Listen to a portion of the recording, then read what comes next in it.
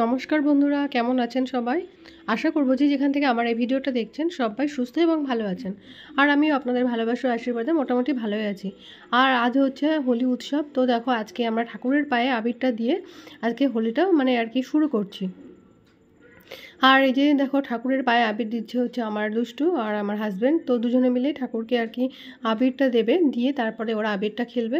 আর আমি বললাম যে আগে সবার আগে ঠাকুরের পায়ে দিতে হয়, তারপর আর কি সবাইকে দেওয়া উচিত। তো দেখো দুষ্টু এবার ওর বাবার পায়ে আবির দিয়ে তো একটু নমস্কারও করে নিচ্ছে।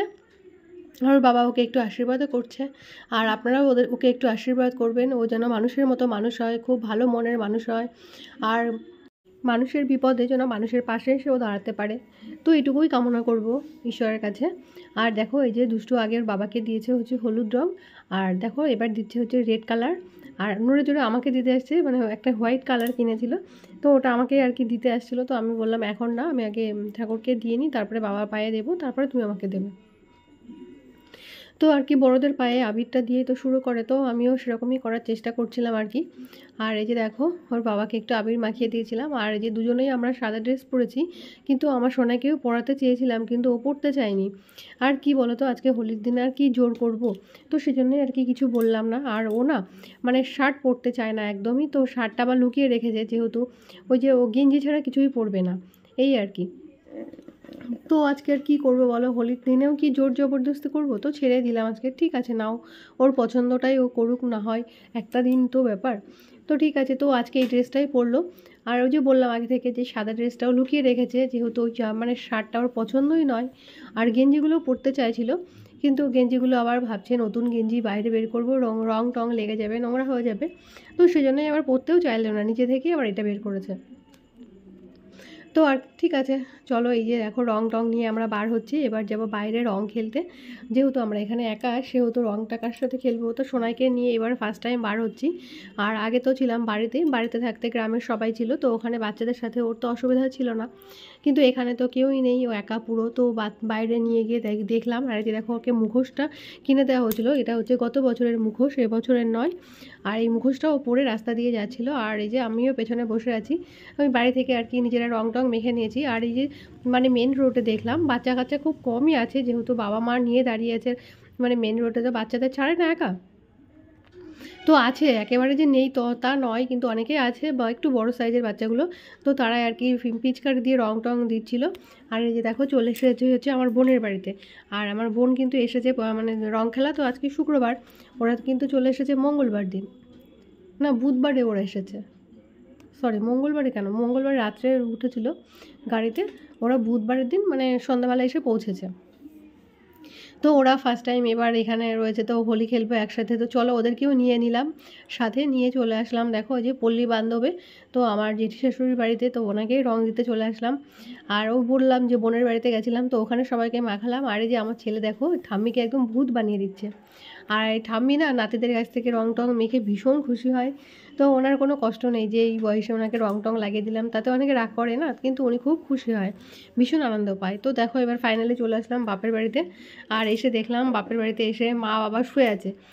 কারণটা হচ্ছে যে, আর সেটা পরে বলছি তোমাদেরকে।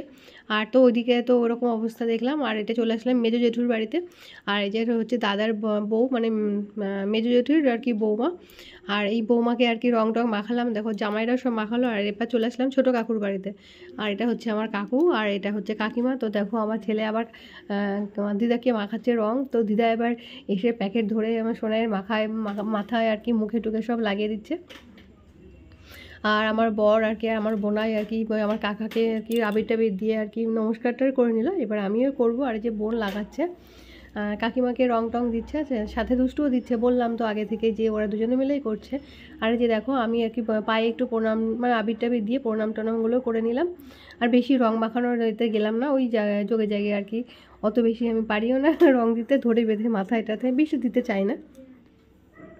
তো এই যে দেখো এবার কাকিমা আর কি মামার ছেলে কীভাবে রংটা খেলছে, দেখো দুজনে ধরাধরি করে, এ ওর মাথায় ঢালছে, ও ওর মাথায় ঢালছে, এই করে আর কি রং টংগুলো খেলছে। আর দেখলাম যে আমি আর কি বেশি রং মেখে ফেলেছি, আর মাখতে গেলাম না। আর এটা জেঠু, বড় জেঠু, তো জেঠুর পায়েও আর কি রংটা দিয়ে বাড়িতে চলে এলাম। মানে আমরা যেখানে বাড়িতে সেখানে চলে এলাম। আর মা বাবা আর কি মানে উঠলো না, ওদের শরীরটা খুব খারাপ লাগছিলো, কেননা ওই আমার ভাই একটা কি বানিয়েছিল ভাঙ, তো সেটাই খেয়ে ওদের মাথা ঘোরাচ্ছিলো। আর মানে আবির খেলবে আর কি, তো ছেলে আর কি দিদাকেও দিতে পারলো না আবিরটা। তো ফাইনালি দেখো আমরা বাড়িতে পৌঁছে গেলাম। আর বাড়িতে এসে দেখো আমার ছেলে কী করছে, কি বলতো ওই যে মানে রং টংগুলো মেখে গেছিলো না ওই যে মুখোশটাতে, তো সেটাই আর কি ধোয়াধুয়ি করে ওইখানে আবার মেলে দিচ্ছে। এবার এসেছে আবার ধুতে। চলো দেখো কি করছে। কি করছো? কি ছিল ওর মধ্যে? কি কালার? ও আচ্ছা আচ্ছা। তোমার মাথায় এত কে আবির দিল? এত তুমি দিতে পারো না? আর মুখে তোমার এরকমভাবে লাগলো কি করে? ফিচকারি মেরেছে?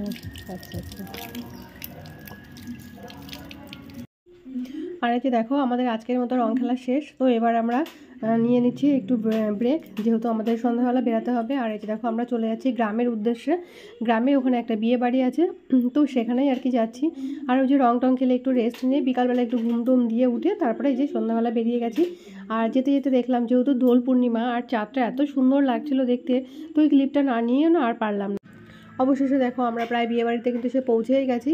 আর এদিকে আমার বর হচ্ছে গাড়িটা রাখছিল আর আমরা এখানে দাঁড়িয়েছিলাম দোষ্টকে নিয়ে। আর এদিকে বাইরে দেখো কি সুন্দর একটা মানে ইয়েটা হচ্ছিল, লাইটটা পড়ছিল, এত ভালো লাগছিল। তো আমি আমার যাই ছেলে সবাই ওরা এসেছিলো, ওরাও দাঁড়িয়ে আছে আর আমরাও দাঁড়িয়ে আছি। আর ঢুকে দেখো এত ভালো লাগছিল যে গণেশ ঠাকুরের একটা মূর্তি সবার মানে মুখেই আর কি, যেতেই মানে এত সুন্দরভাবে মানে সেট করেছে না, খুব ভালো লাগছিল দেখতে। আর দেখো আমাকে মানে খুব একটা ভালো মানে সেট আপ হচ্ছিলো না, মানে এই এত দূর এসে ঘুটে গেছে চুলটা একদম, তো সেটাই আর কি ঠিক করে নেওয়ার চেষ্টা করছিলাম। আর এই যে হাতে না একদম পুরো চুলটা ঘুটে গেছিলো, চুলটা যেহেতু বেঁধে নিলেই ভালো হতো, তো আমি আর বাঁধতে পারলাম না। আর সে আমি কিন্তু কিচ্ছু খাইনি, যেহেতু আমি চিকেন খাই না। আর বিভিন্ন রকম আইটেম ছিল, যেমন ধরো ফুচকা স্টলে ছিল, ফুচকা, তারপরে চিকেন পকোড়া, আইসক্রিম, কফি, মানে এইরকম কিছু কিছু ছিল। তো রাত হয়ে গেছিলো বেশি, আমি জানি ওইসব খেলে পরে আর খেতে পারবো না, খিদেটাও চলে যাবে। আর কফি তো খাবোই না, একদমই গরম পড়ে গেছে। আর ফুচকা তো খাই না। আর চিকেন শাটে ছিল, সেটাও আমি খাই না। তারপরে ছিল হচ্ছে আইসক্রিম ছিল, কুলফি ছিল, তবু আমি ওগুলো খাবো না ঠান্ডাতে। আর ওই যে মানে ভিড় ছিল খুব, তো বসে টসে অবশেষে একটু জায়গা পেলাম খাওয়ার জন্য। আর খেয়ে দিয়ে এসে দেখো বাইরে দাঁড়িয়ে পড়েছি, এখন বাড়িতে ফিরবো। আর দেখলাম কিছুক্ষণ দাঁড়িয়ে থাকার পর ওই যে আমরা হাতটা ধুয়ে নিলাম, ওখানে তো ভীষণ ভিড় ছিল মানে ভেতরে, তো বাইরে এসে হাতটা ধুলাম, বাইরে একটা কল ছিল পাশেই, তো সেখানে হাতটা ধুলাম। আর এই যে দেখো কোণে মানে ব্রাইড দাঁড়িয়ে আছে, কোণে না আর কি, যে বউ ভাতের রিসেপশন ব্রাইড, যে উনি বাইরে এসে দাঁড়িয়ে আছে, দেখছিল যে আর কি নাচ গানগুলো কেমন হচ্ছিলো, কেননা অনেকেই ওখানে